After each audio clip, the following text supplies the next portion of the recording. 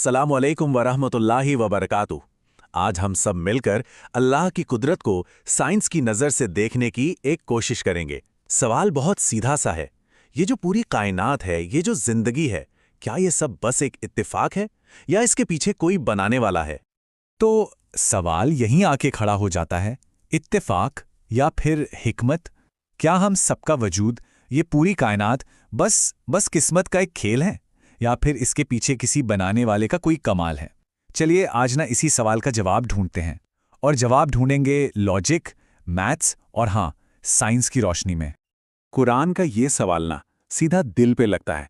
जरा सोचिए, क्या कोई भी चीज खुद ब खुद बन सकती है? देखिए, ये सिर्फ एक मजहबी सवाल नहीं है, ये एक बहुत ही गहरा लॉजिकल सवाल है। और आज हम इसी सवाल को साइंस की कसौटी पर परखने वाले हैं। तो आज का हमारा ये जो सफ़र है, इसमें हम 4 पड़ावों से गुजरेंगे। हम कायनात के हैरत अंगीज संतुलन से शुरू करेंगे, फिर अपनी धरती के खास डिज़ाइन को देखेंगे, उसके बाद जिंदगी के कोड यानी डीएनए को समझेंगे, और आखिर में इन सारे सबूतों को एक साथ जोड़कर एक नतीजे पर पहुंचेंगे। तो चलिए सबसे पहले कायनात के नाजुक संतुलन को देखते हैं। अब देखिए, जो लोग ये मानते हैं कि सब कुछ इत्तेफाक है, उनका सबसे बड़ा सहारा है मल्टीवर्स थ्योरी। आइए पहले ये समझते हैं कि आखिर ये है क्या। मल्टीवर्स थ्योरी ये कहती है कि सिर्फ हमारा एक ब्रह्मांड नहीं है, बल्कि अनगिनत, शायद 10 की पावर 500 जितने ब्रह्मांड मौजूद हैं। और इस थ्योरी के मुताबिक अगर इतने सारे ब्रह्मांड होंगे तो किसी एक में जिंदगी के लिए सही हालात का बन जाना कोई बड़ी बात नहीं, ये बस एक इत्तेफाक है। लेकिन एक बात याद रखनी बहुत ज़रूरी है, इसका कोई सबूत नहीं है, ये सिर्फ एक थ्योरी है, एक अंदाज़ा। अब जरा इस नंबर पर गौर कीजिए। ये मल्टीवर्स वाले नंबर से तो कहीं कहीं ज्यादा बड़ा है। ऑक्सफोर्ड के एक बहुत बड़े फिजिसिस्ट हैं रॉजर पेनरोज, उन्होंने हिसाब लगाया और पता है क्या निकला? कि हमारे ब्रह्मांड की शुरुआत इतनी इतनी परफेक्ट होने का चांस बस इतना सा है।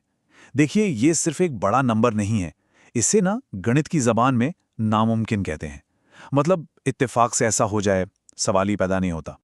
कायनात के बाद अब जरा अपने घर यानी हमारी धरती को देखते हैं।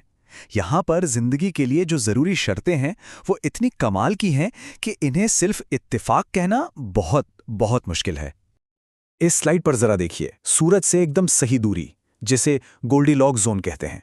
मतलब वो दायरा जहां पानी ना तो पत्थर की तरह जमता है, ना भाप बनकर उड़ जाता है।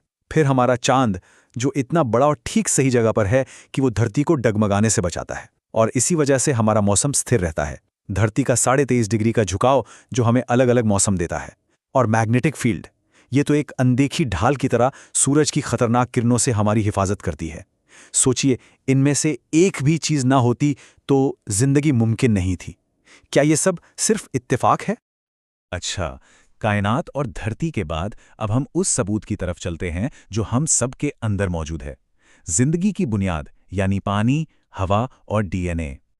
अब जरा जिंदगी के सबसे बुनियादी हिस्सों को देखते हैं, पानी और हवा। पानी की खासियत देखिए, इसका 0 से 100 डिग्री सेल्सियस का दायरा जिंदगी के लिए बिल्कुल परफेक्ट है। दुनिया में लाखों तरह के लिक्विड्स हैं, लेकिन पानी जैसा कोई नहीं। और हवा में ऑक्सीजन का संतुलन देखिए, ठीक 21%। अगर ये 25% हो जाए ना, तो एक मामूली सी चिंगारी से पूरे जंगल में आग लग जाएगी। और अगर 15% हो जाए तो हम सांस ही नहीं ले पाएंगे। ये इतना सटीक नापतोल हर पल, हर सांस में कौन बनाए हुए है? और देखिए, जो बात साइंस आज हमें बता रही है, कुरान ने सदियों पहले ही कह दिया था कि हर जिंदा चीज की असल पानी है। क्या शानदार कनेक्शन है। और अब आते हैं जिंदगी के ब्लूप्रिंट पर, डीएनए। क्या ये सिर्फ कुछ केमिकल्स का ढेर है जो इत्तेफाक से जुड़ गए, या ये एक सोची समझी जबान है, एक कोड है? जरा सोचिए, हमारे जिस्म के हर एक सेल में 1000 किताबों जितनी जानकारी भरी हुई है। क्या कोई लाइब्रेरी एक धमाके से बन सकती है? गणित का फैसला सुनिए। जिंदगी के लिए जरूरी सिर्फ एक प्रोटीन के इत्तेफाक से बनने का चांस इतना कम है। ये नंबर इतना बड़ा है कि पूरी कायनात में जितने एटम हैं, उससे कहीं ज्यादा इस नंबर में 0 हैं। इसे इत्तेफाक नहीं कहा जा सकता, ये एक डिजाइन है, एक इरादा है। अब तक हमने जितने भी सबूत देखे हैं, वो हमें असंभव लगने वाले इत्तेफाक से एक यकीनी नतीजे की तरफ ले जाते हैं। चलिए अब इन सब को एक साथ जोड़कर देखते हैं। सिर्फ इंसान के जिस्म को ही देख लीजिए। आंखों में 1 करोड़ लाइट सेंसर्स, दिमाग में 100 ट्रिलियन कनेक्शंस और दिल बिना रुके एक दिन में 1 लाख बार धड़कता है। ये सारे सिस्टम एक साथ एक तालमेल में काम करते हैं। क्या अरबों ऐसे इत्तेफाक को चांस कहा जा सकता है? जब हम इन सभी संभावनाओं को कायनात की, धरती की, डीएनए की एक साथ मिलाते हैं तो नतीजा आता है 0 के करीब। गणित हमें साफ साफ बता रहा है ये सब इत्तेफाक से होना नामुमकिन है। ये है मैथमेटिकल वर्डिक्ट। और ऑक्सफोर्ड के ही डॉक्टर जॉन लेनॉक्स इस बात की पुष्टि करते हैं। वो कहते हैं कि जिंदगी का इत्तेफाक से बनने का चांस गणित के हिसाब से 0 है। तो अगर साइंस इसे नामुमकिन कह रही है तो फिर जवाब क्या है? अच्छा, चलिए इसे ना एक बहुत ही आसान तरीके से समझते हैं। सोचिए, अगर कहीं पर एक फ़ोन पड़ा मिले तो क्या दिमाग में आएगा? यही ना कि इसे किसी ने बनाया है, इसका कोई डिज़ाइनर है ना? या कोई खूबसूरत पेंटिंग देखकर हम फौरन समझ जाते हैं कि भाई इसका कोई पेंटर है। तो फिर जब हम इस इतने बड़े आसमान, इस धरती, इस इंसान और हमारे अंदर की डीएनए को देखते हैं तो क्या ये सवाल नहीं उठता कि इसका डिज़ाइनर कौन है? तो बात यहां आकर रुकती है। जिसे साइंस नामुमकिन कहती है, ईमान उसे मौजिज़ा यानी मिरेकल कहता है। हर सितारा, हर पत्ता, हर धड़कन एक ही गवाही देती है।